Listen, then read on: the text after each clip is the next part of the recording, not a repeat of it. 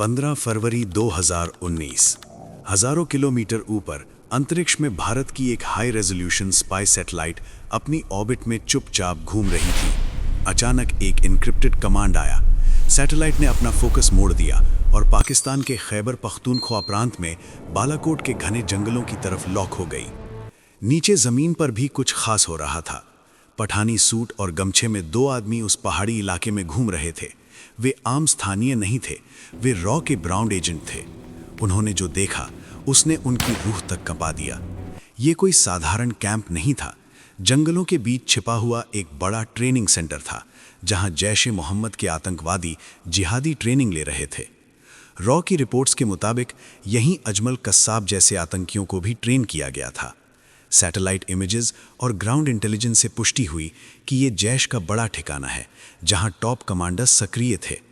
Raw के एजेंटों ने अपनी जान की बाजी लगाकर तस्वीरें और डिटेल्स इकट्ठा किए। ये सारी जानकारी सीधे नई दिल्ली रॉ हेडक्वार्टर पहुंची। उसी समय 14 फरवरी 2019 को जम्मू श्रीनगर नेशनल हाईवे पर एक काला दिन दर्ज हो चुका था। सीआरपीएफ का काफिला, जिसमें 78 गाड़ियां और करीब 2500 जवान थे, अपने रूट पर आगे बढ़ रहा था। दोपहर के वक्त एक कनेक्टिंग रोड से एक एसयूवी तेजी से निकली और काफिले की एक बस से टकरा गई। 300 किलो से ज्यादा आरडीएक्स से भरी उस गाड़ी में भयानक धमाका हुआ। आसमान में आग का गुबार उठा। धमाके की गूंज कई किलोमीटर दूर तक सुनाई दी। उस कायराना हमले में 40 बहादुर सीआरपीएफ जवान शहीद हो गए। जिम्मेदारी ली पाकिस्तान स्थित जैश-ए-मोहम्मद ने। उसका सरगना मसूद अजहर बहावलपुर में बैठकर भारत के खिलाफ साजिशें रच रहा था। लेकिन इस बार भारत चुप नहीं रहने वाला था। 19 फरवरी 2019, पुलवामा हमले के 5 दिन बाद रो चीफ अनिल धस्माना सीधे प्रधानमंत्री नरेंद्र मोदी के आवास पहुंचे। मीटिंग रूम में PM Modi, national security adviser Ajit Doval, defence minister और तीनों सेनाओं के प्रमुख मौजूद थे। रॉ चीफ ने प्रोजेक्टर पर बालाकोट कैंप की हाई रेजोल्यूशन इमेजेस दिखाईं और कहा, सर, ये जैश-ए-मोहम्मद का प्रमुख ट्रेनिंग कैंप है। यहाँ उनके टॉप कमांडर्स मौजूद हैं। अगर हम इसे नष्ट कर दें तो जैश को उभरने में सालों लग जाएंगे। आर्मी चीफ ने चिंता जताई, सर, दुश्मन अब सतर्क है, बॉर्डर पर हाई अलर्ट है। अजीत डोभाल ने साफ कहा, अगर हम इस बार भी चुप रहे तो वे हमारी खामोशी को कमजोरी समझेंगे। हमें दुश्मन के दिमाग में ऐसा खौफ पैदा करना होगा जो उनकी आने वाली पीढ़ियां भी याद रखें। प्रधानमंत्री मोदी शांत लेकिन दृढ़ थे। उन्होंने एयरफोर्स चीफ बीएस धनोआ की तरफ देखा और पूछा, चीफ, क्या आप तैयार हैं? एयर चीफ ने बिना हिचक कहा, सर, हम उनके लिए धरती पर नर्क बना देंगे। बस एक शर्त, सिविलियंस का कोई नुकसान नहीं होना चाहिए। सिर्फ आतंकियों और उनके ठिकानों को निशाना बनाना है। पीएम ने फैसला सुना दिया, गो अहेड। ऑपरेशन का नाम रखा गया ऑपरेशन बंदर। रामायण में लंका दहन करने वाले हनुमान जी की तरह आज भारतीय वायुसेना की वानर सेना आतंक की लंका जलाने जा रही थी। रॉ ने एक परफेक्ट टारगेट चुना, बालाकोट में जाबा टॉप पर स्थित जैश का ट्रेनिंग कैंप। ये एलओसी से करीब 70 किलोमीटर अंदर था।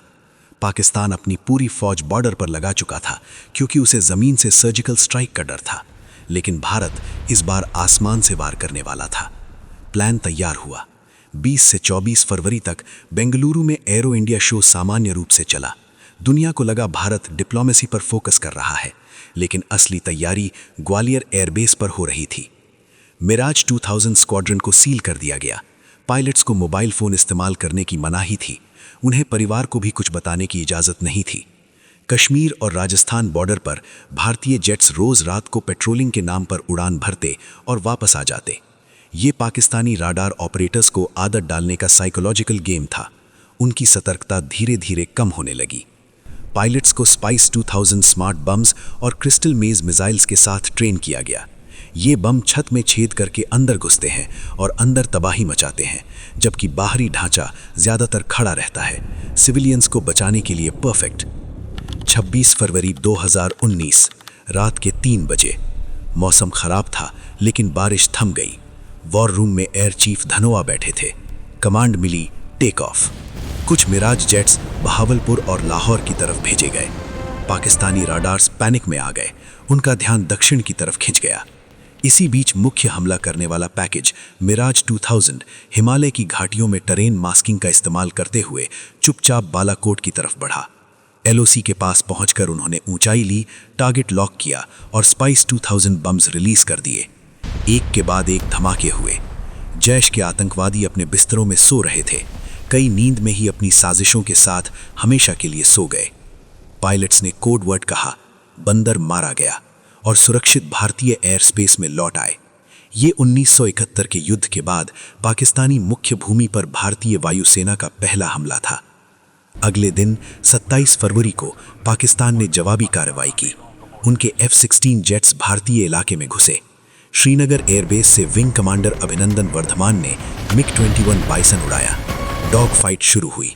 अभिनंदन ने एक पाकिस्तानी F-16 को R-33 मिसाइल से निशाना बनाया। भारत का दावा है कि F-16 गिर गया, लेकिन उनके अपने MiG-21 पर भी मिसाइल लगी। अभिनंदन ने इजेक्ट किया और पाकिस्तानी इलाके में पैराशूट से उतरे। जमीन पर उतरते ही उन्होंने अपनी पिस्तौल निकाली, हवा में फायर किया और अपने डॉक्यूमेंट्स को नष्ट कर दिया। पाकिस्तानी सेना ने उन्हें गिरफ्तार कर लिया। नई दिल्ली में प्रधानमंत्री मोदी ने साफ संदेश दिया, हमारा पायलट बिना शर्त वापस चाहिए। रॉ और NSA के चैनल एक्टिव हो गए। भारत ने अपनी मिसाइलें तैयार रखी।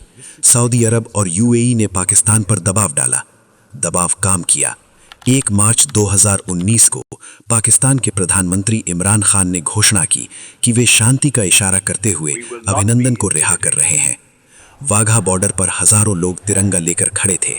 शाम को अभिनंदन ने सीमा पार की। उनकी मूंछें और बहादुरी पूरे देश का गर्व बन गई। बालाकोट एयर स्ट्राइक सिर्फ एक मिलिट्री ऑपरेशन नहीं था, ये नए भारत का ऐलान था कि अब हम चुप नहीं रहेंगे। हम अपने शहीदों का बदला लेंगे और अपने जवानों को सुरक्षित घर वापस लाएंगे। दोस्तों, अगर आपको ये कहानी पसंद आई तो लाइक ज़रूर करें। ऐसी ही सच्ची और प्रेरणादायक कहानियाँ सुनने के लिए चैनल को सब्सक्राइब कर लें। मिलते हैं अगले वीडियो में।